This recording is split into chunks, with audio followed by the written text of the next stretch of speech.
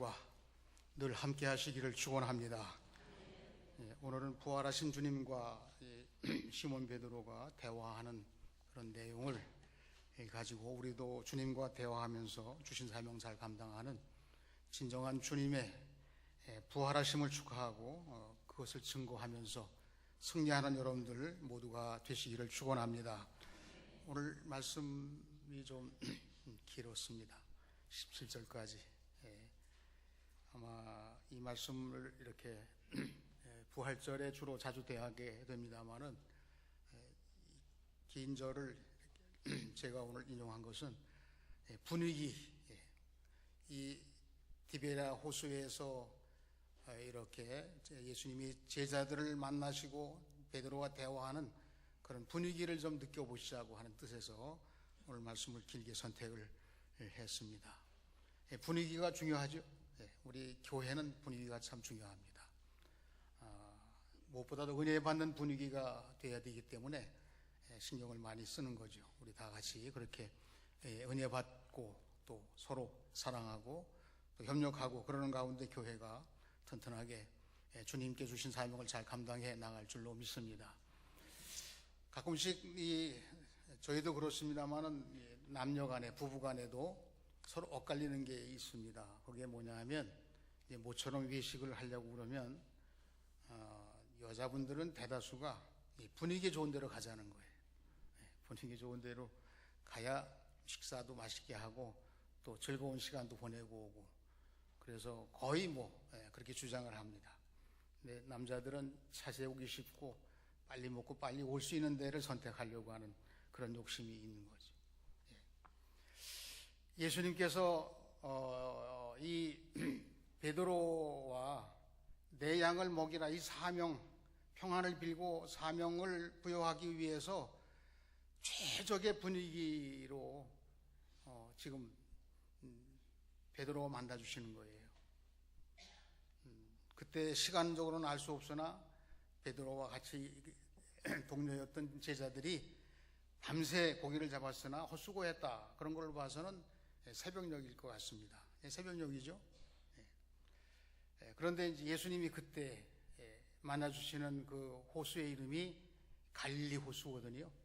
그런데 여기서는 디베랴 호수라고 나와 있어요. 물론 이 요한복음에서는 이방인들을 위해서 이 복음서가 이제 쓰는 목적도 가지고 있기 때문에 갈릴리 호수보다는 디베랴 호수가 더 개방적이고 이방인들에게 접근하기 좋게 표현도 되지만 그 당시 상황으로 보게 되면 유대인들은 갈릴리 호수를 언제나 갈릴리 호수라고 부르는 거를 벌을 주더라도 그렇게 불렀어요. 왜냐하면 로마가 점령했기 때문에 로마에 점령한 그 기념으로 디베랴 황제의 이름을 빌려서 이 호수 이름을 공식 명칭을 디베랴 호수라고 한 거예요. 그러니까 일제가 우리를 점령해서 자기 이름들을 다 바꾸게 하고 그래서도 우리는 끊임없이 그걸 한글을 고수하고 그렇게 하려는 것처럼 마찬가지로 갈릴리 호수, 디베랴 호수. 그런데 이 요한복음에서는 갈릴리 호수라고 했어야만 좋은데 디베랴 호수라고 그랬거든요. 그 다음에 또 한 가지는 예수님과 이 베드로가 대화하는 장면에서 시몬 베드로가 제자들과 함께 이런 기록이 되어 있지만은 요한과 시몬 베드로와 예수님과의 대화에서는 예수님이 베드로를 뭐라고 부르시냐면 요한의 아들 시몬아 그렇게 부르시는 거예요. 여러 다른 점도 없지 않아 있겠지만 대체적으로 저는 이 두 가지가 거기 의미가 있다고 보는 거예요. 이 디베랴 호수라고 하는 칭호는 이방 세계까지 복음의 영역을 확대하는 것을 염두에 두고 그리고 시몬 베드로에게는 베드로의 이름으로 바뀌어진 이름이 아니라 원래 부르시기 전의 이름 요한의 아들 시몬으로 새 출발하는 장소, 새 출발하는 그 장소의 분위기에서 이 세상 이스라엘을 넘어서 유대인을 넘어서 이방인들에게도 복음을 증거하는 이 영역이 이 분위기 속에 슬며시 들어있다고 하는 말씀을 드리는 거예요. 분위기가 왜 중요하냐 하는 것을 말씀을 드리는 것입니다. 여러분, 요한복음에는 이 베드로가 마지막 장을 장식합니다. 21장. 그런데 이 시몬 베드로의 이 부활절 후 우리는 세 번째 주일을 맞이하지만 베드로는 세 번째 부활하신 예수님을 만나는, 그래서 오늘 세 번째라는 개념도 이 속에 같이 염두에 생각해 보는 거예요. 이 십자가를 지고 돌아가실 때의 베드로의 심정이 어땠을까요? 우리가 아무리 상상을 못한다고 해도 세상이 무너지는 절망 속에 빠졌으리라. 여러분, 그런 경험 있습니다. 우리가 수용할 수 없는 큰 사고나 어떤 문제가 생길 때 우리 사람들은 약간 심령을 가지고 있기 때문에 자신의 삶이 죽음에 이르는 것처럼 그렇게 상황이 절망에 빠지는 경우가 있습니다. 그러나 부활하신 예수님께서 베드로를 만나 주시잖아요. 첫 번째, 두 번째. 그리고 예수님의 부활에 대해서 감격과 기쁨으로 반전이 됩니다.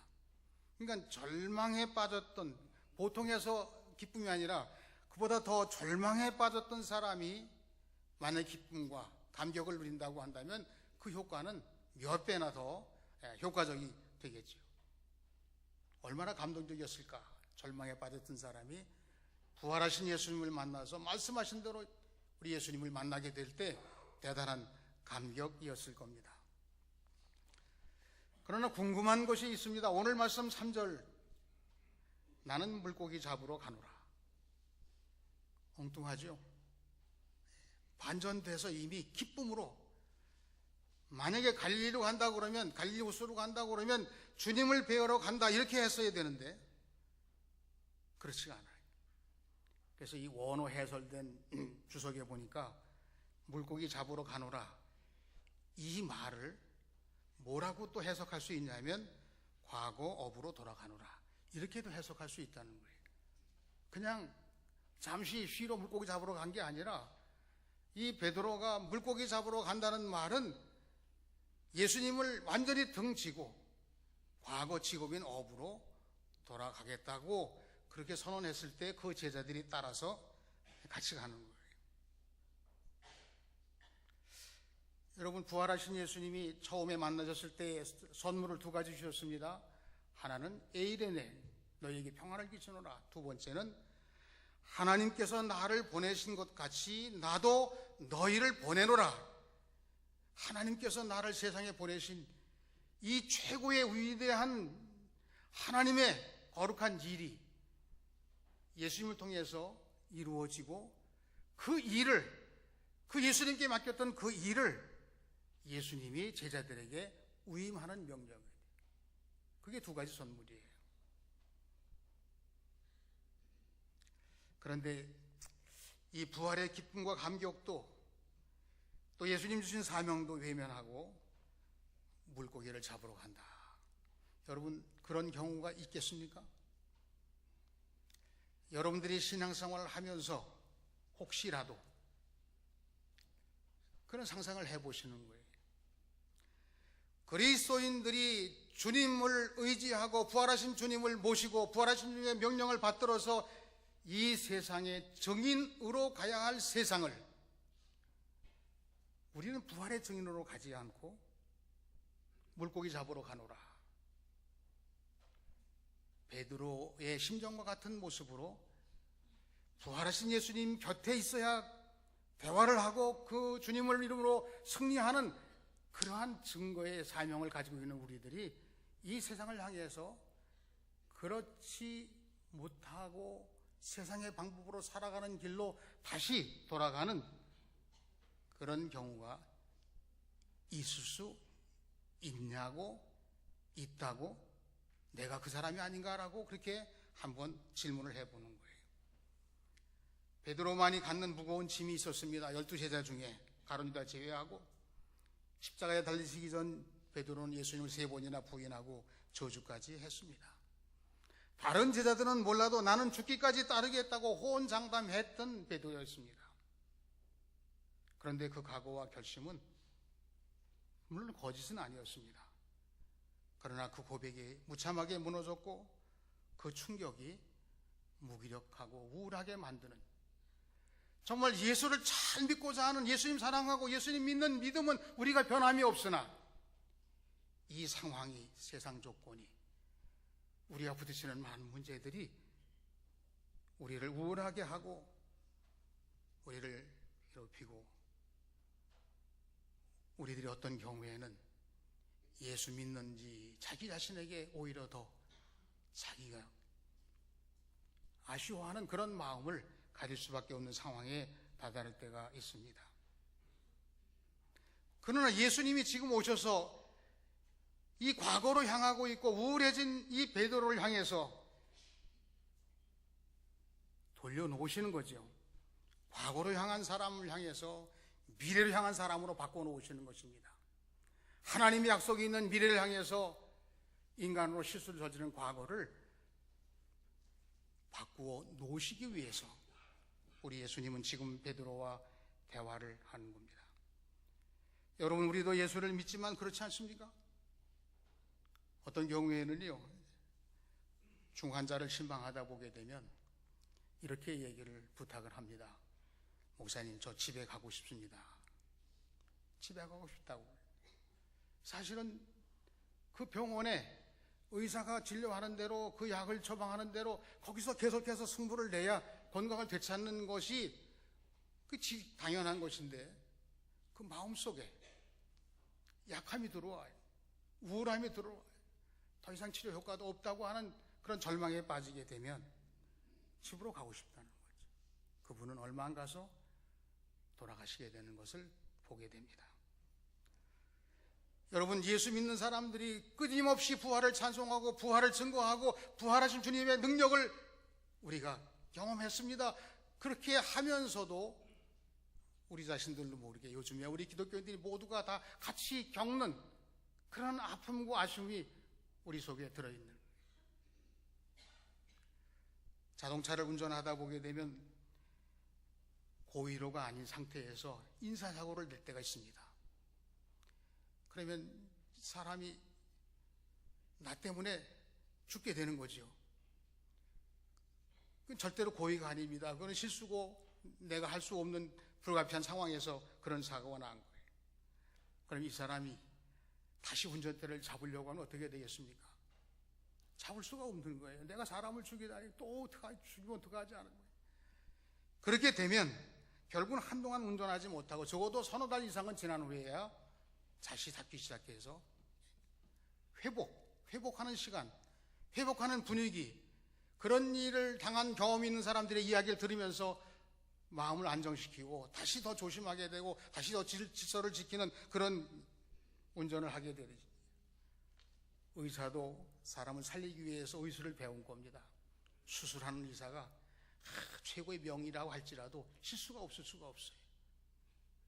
의료 사고를 냅니다. 그러나 그 사고를 경험한 의사는 나 때문에 사람을 죽였다고, 내가 죽이려고 의사했냐고, 또 이런 사고가 나면 어떡하냐고 그러면서 한동안 손을 떨면서 할 수가 없는, 그러다가 다시 회복이 되는 겁니다. 어떻게 보면 베드로의 입장이 이와 같은 것으로 한번 비교를 해보는 거예요. 사명 감당치 못한 슬픔 추억이 있습니다. 예수님 믿고 알고 계시지만 그 상처는 여전히 가지고 있는 거예요. 그래서 예수님이 좋은 분위기, 이 디베랴 호수에서 처음 시작하는 마음으로 베드로를 향해서 대화를 시작하시는 겁니다. 여러분, 우리가 예수를 열심히 믿고 또한 예수님의 이름으로 승리하고자 다짐하고 결단하고 매 주일마다 믿음으로 나가지만 그렇지 못한 우리들을 다시 부르셔서 이 시간 부활하신 주님이 대화를 하시는 거예요. 회복시켜 주시는 겁니다. 그리고 은혜를 우리들에게 베풀어 주시는 거예요. 부활하신 예수님과의 대화에서 첫 번째, 예수님이 먼저 이 대화를 시작하셨다는 거죠. 대화가 정말 중요합니다. 여러분, 대화가 얼마나 중요하냐면 우리 기독교인 유대인들은 태중부터 엄마가 대화를 시도하는 거예요. 태중교육입니다. 어린이들 집에서 말도 못 알아들을 때부터 대화하면서 교육을 하고 대화를 잘 할 줄 알고 대화를 통해서 잘 양육된 자녀들이 건전하게 큰다는 것이죠. 여러분, 대화를 잘하는 사람이 중요합니다. 우리들이 자신과의 대화가 중요해요. 자기 자신에 대해서 때때로는 격려하기도 하고 칭찬하기도 하고 때때로는 반성하기도 하고 대화. 가족들이 대화하고 아이들 교육에 대화가 정말 중요합니다. 사회의 대화가 중요합니다. 주고받고 주고받으면서 뭔가 이루어지는 그런 대화가 중요해요. 나라도 그렇습니다. 특별히 우리나라는 남북 대화가 정말 중요한 때에 와 있어요. 많이 의견이 분분합니다. 믿을 수 없다는 거죠. 또한 지금까지 해온 여러 상황을 통해서 볼 때 더 이상 대화하지 않을 수 없다는 의견도 있습니다. 그래서 우리 예수 믿는 사람들이 아주 간단한 답이 있어요.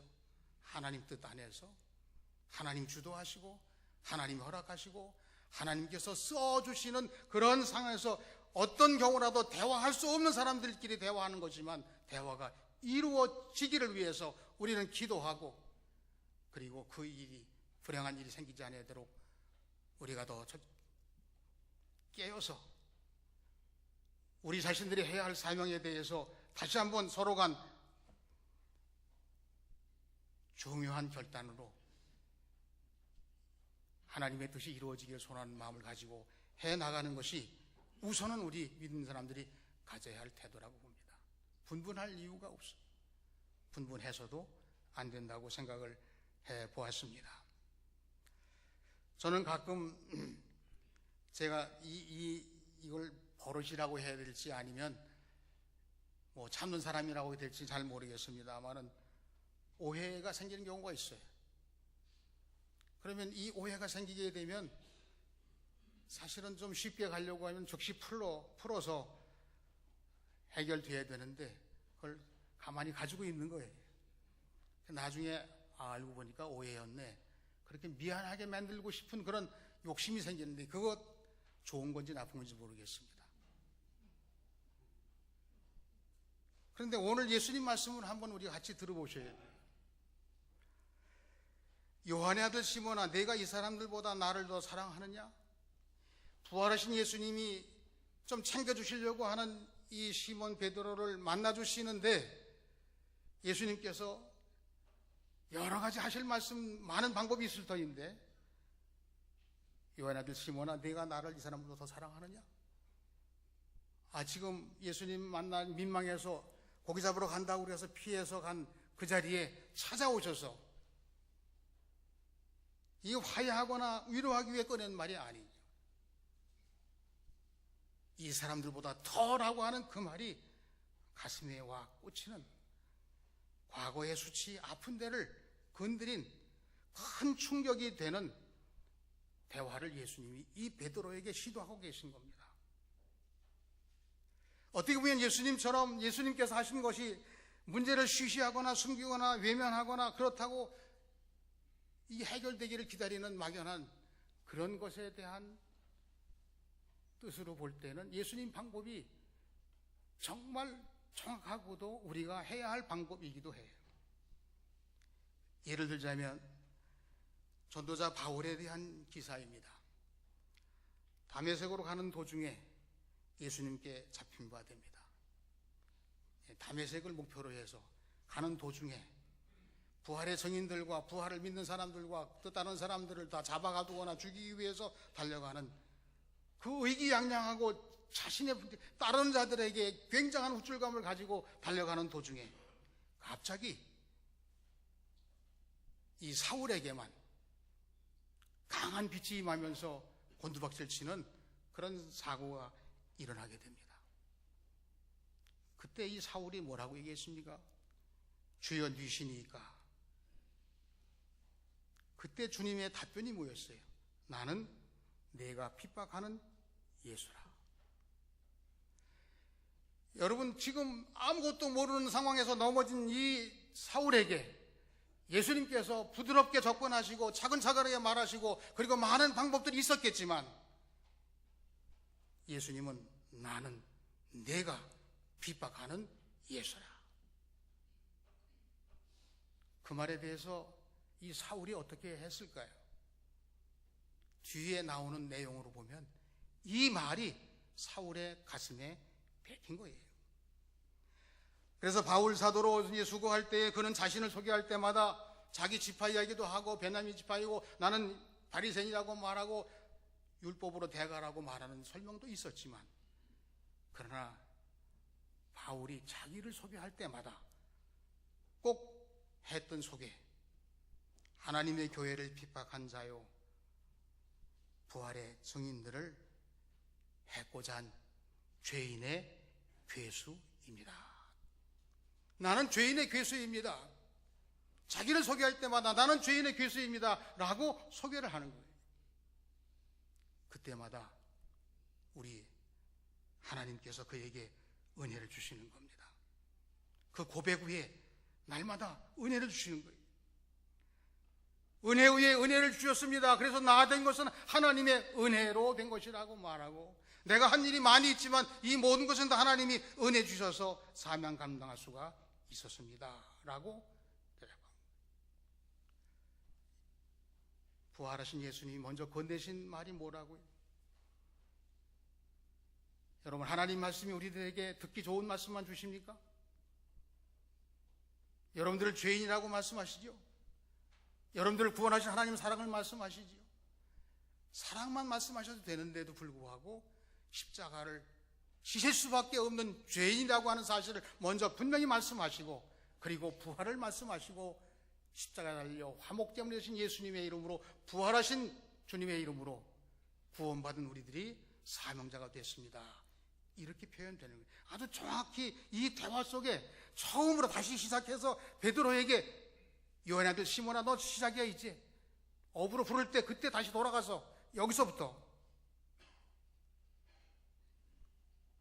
여러분, 먼저 대화를 시작하면, 주님이 먼저 대화를 시작했습니다. 여러분들이 먼저 대화를 시작하면 솔직하게 말해야 되지요. 중요한 사항 말해야 되지요. 그러면 상대방이 이 대화를 듣고서 손해를 보지 않을까? 이 사람들이 내 말을 믿을까? 나를 이용하는 건 아닐까? 이 체면이 말이 아닌데, 여러 가지 이 대화에 우리가 부활하신 주님이 대화하시는 이 장면에서 우리가 가지고 있는 연약한 모습을 많이 생각할 수가 있는 거예요. 그러나 먼저 시작하신 주님의 대화 속에는 오히려 베드로에게 유익하고 그가 회복되게 되는 가장 중요한 열쇠가 그 속에 들어 있었던 것입니다. 두 번째 사항은 대화를 통해서 주님이 인정하셨다고 하는 것입니다. 세 번을 부인한 베드로를 회복하는 방법으로 세 번을 물으셨다고 해서 사랑하느냐 사랑하느냐 사랑하느냐, 그 체면을 살려주고 그에게 회복되는 길로 안내했다는 말씀도 그렇게도 이해할 수가 있어요. 그러나 예수님은 이 질문을 하시기 전에 먼저 사랑하는 제자 베드로가 이미 부족하고 연약하기는 하지만 예수님을 사랑한다는 사실을, 비록 업으로 돌아간다는 그 행동을 했음에도 불구하고 그 마음속에는 예수님을 사랑한다고 하는 그 마음이 있는 것을 예수님은 알고 계셨어요. 베드로가 때로는 실수를 하고 난처를 하고 앞서가는 우월감도 있었고, 여러 상황에서 예수님의 마음을 다 헤아린 것처럼 보이지 않았으나 그럼에도 불구하고 미완성부인 그에게 사명을 맡기기 위해서 이미 용서하셨다고 하는 거예요. 여러분들을 십자가에 달리신 예수님께서 이미 용서하시고 부활하신 예수님께서 여러분들이 예수님을 사랑하는 줄 알고 미완성품에도 불구하고 여러분들을 증인으로 쓰시기 위해서 찾아오신 예수님이 여러분과 지금 대화하는 예배 시간이 된다는 그런 말씀의 뜻입니다. 다른 제자들도 마찬가지, 우리들도 마찬가지. 예수님이 베드로에게 세 번씩 물으신 것은 베드로가 예수님을 사랑하고 있다는 사실을 몰라서가 아니에요. 그것은 예수님이 이미 알고 계시다는 것을 그에게 인정해 주시는 대화의 내용이라고 하는 그런 말씀이에요. 이제는 패배의식이나 무의식이나 우울증이나 이런 곳에서 머물러 있을 내가 아니라는 사실을 스스로가 인정받은 그 상황을 통해서 힘을 내라는 사실로 들려지게 된 것입니다. 여러분, 우리도 신앙생활을 하다 보게 되면 수시로 세상 생활에 넘나들면서 주님께 실망시켜드리는 그런 일들이 많이 있습니다. 어떤 때는 고의적으로까지 한 그런 실수를 범하기도 합니다. 그러나 우리 주님은 찾아오셔서 우리를 만나주시고 사랑하는 것을 인정해 주시고 그리고 새롭게 해주시는 주님이십니다. 여러분, 이 부활잔치는 다른 것이 아닙니다. 여러분들을 과거를 향하던 우리들을 다시 미래를 향해서 하나님 말씀으로 새롭고 풍성한 미래를 향해서 주님이 주시는 사명을 감당케 하시는 하나님의 놀라운 은혜가 바로 우리들에게 임하시게 하시기 위해서 부활하신 주님이 찾아오신 거예요. 세 번째는 대화를 통해서 사명으로 하나 되는 것입니다. 세 번째로 내가 나를 사랑하냐 하시니 세 번씩이나 물으시니까 주께서 아시나이다라고 답변을 합니다. 제가 아직 저는 경험을 못했는데 저보다 후배들도 다 장가 보내서 손자 손녀들이 이 휴대폰에 보면 거기 사진이 다 있어요. 이게 무슨 맛이냐. 할머니가 손녀에게 물어봅니다. 너 할머니 사랑하냐? 얘가 뭐라고 대답할까요? 그러면요 라고 대답하는 애가 있고 미소로 대답하는 애가 있고 할머니 사랑하는 표시를 다 합니다. 그럼 할머니 한 번만 물어보면 되잖아요, 그죠? 근데 또 물어보는 거예요. 할머니 사랑하냐? 용돈도 만지작거리면서 또 그렇게까지 하는 분도 없잖아. 있죠. 무슨 답을 듣고 싶습니까, 여러분? 베드로에게 예수님이 근심이 할 정도로 묻고 계시는 예수님의 마음이 뭘까요? 할아버지 사랑합니다. 아빠 사랑합니다. 사랑합니다라는 그 고백을 끌어내야 되는 거예요. 대화라고 하는 것은 이 내 마음속에 담겨 있는 것만 가지고는 대화가 이루어지지가 않아요. 부활하신 예수님께서 베드로를 세 번째 방문합니다. 세 번씩이나 내가 나를 사랑하냐고 물으십니다. 그 마음을 열어 주님의 의도를 받아들이고 주님을 사랑한다고 고백해 달라고 하는 말씀으로 예수님은 찾아가셨고 대화하셨고 그리고 물으시고 또 물으신 거예요. 여러분, 고백이라고 하는 것은 영혼의 통로라는 말이 있습니다. 남녀가 서로 사귀면 출발을 합니다. 결혼할 수 있을까라고 하는 때까지 오게 되면 그때쯤 되면 서로 고백이 왔다 갔다 해요. 당신 너밖에 없다든지 뭐 오빠밖에 없다든지 뭐 이런 식으로 고백이 자꾸 왔다 갔다 보게 되면 결국 결혼으로 골인하게 되는 겁니다. 우리가 예배 드릴 때마다 사도신경으로 고백합니다. 부활하신 주님 고백합니다. 찬송할 때도 고백합니다. 기도할 때도 고백합니다. 말씀도 이 말씀을 통해서 하나님 사랑합니다. 우리 예수님 사랑합니다. 주님께 쓰임받기를 원합니다. 라고 고백하는 내용들이 수김없이 끊임없이 계속되는 거예요. 그러는 동안에 우리 예수님의 위로와 용서와 사랑과 회복과 능력과 평안이 베드로에게 충만하게 채워졌어요. 그래서 과거에서 미래로 새 출발하는 베드로가 되었다고 하는 말씀이 오늘 이 말씀의 핵심 주제입니다. 17절 말씀에서 주님이 모든 것을 하시지요 라고 베드로가 말씀드렸을 때 내가 주님을 사랑하는 줄 주님께서 아시나이다 라고 고백했을 때 다 아시는 주님께서는 여전히 부족함에도 불구하고 지금도 부족합니다. 사랑하는 것도 다 아시는 주님이십니다. 그 베드로가 이제는 주님만 의지하겠다고 붙들겠다고 하는 사명자의 길을 가겠다고 하는 다짐을 근심 어린 마음을 가지고 고백하는 그 베드로의 마음,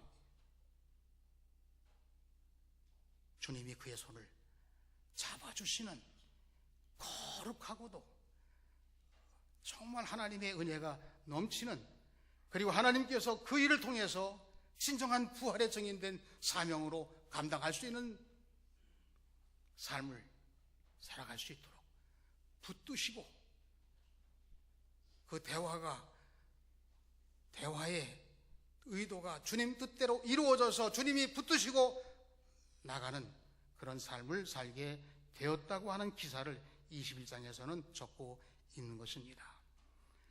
여러분, 믿음은 뭘까요? 믿음 생활은 염려, 걱정, 근심이 다 없는 게 믿음 생활이 아닌 거예요. 인간적인 염려, 걱정, 근심이 다 있지만 그것을 물리치고 은혜 주시는 주님의 손을 잡고 나가는 것이 그게 믿음이에요. 주님과 대화가 출발되어야 되죠. 주님으로부터 인정을 받아야 됩니다. 그리고 주님과 함께 위임받은 사명을, 주님도 위임하신 분으로 세상 끝날까지 우리와 함께 하시자고 하는 이 말씀의 뜻이 내 삶을 통해서 이루어지는 이 거룩한 신앙 고백이 바로 부활 후 셋째 주 맞이하는 우리들에게 우리 주님께서 이렇게 대화하시고 이렇게 우리를 부르시고 이렇게 보내시는 것이 아닐까 하는 마음을 여러분 다 같이 고백하면서 하나님의 은혜의 손에 잡혀서 날마다 승리하시는 우리 모두가 되시기를 주님의 이름으로 축원합니다. 부활하신 예수님은 부인하고 저주하고 등 돌린 베드로를 찾아오셔서 대화하셨습니다. 대화를 통해서 베드로의 사랑을 인정하셨습니다. 대화로 주님과 사명으로 하나 돼서 말씀하시지요.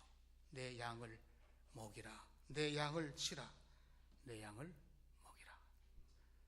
여러분, 예수님께서 우리에게 주신 이 양들을 복음 전하는 일과 더불어서 복음 받아들이는 사람들이 함께 성장해서 하나님께 주시는 이 거룩한 사명을 감당하는 이 부활신앙의 승리의 삶, 하나님 나라의 영광에 이를 때까지 여러분들의 믿음 생활 귀하게 함께 더불어 해나가신 우리 신풍교회 모든 성도가 되시고 어떤 경우라도 부활하신 주님의 이름으로 승리해 나가는 우리 모두가 되시기를 주님의 이름으로 축원합니다. 축원합니다. 기도하겠습니다. 하나님 아버지, 부활하신 주님을 만남으로 세상을 향하고 과거를 향했던 우리들을 미래를 향하고 하나님 나라를 향하는 진정으로 예수님 대화하고 예수님 모시고 예수님의 이름으로 주신 사명 감당하는 우리 신풍교회의 모든 성도들이 다 되게 하여 주신 줄로 믿습니다. 새 출발하게 해 주시옵소서. 예수님의 이름으로 기도하옵나이다. 아멘.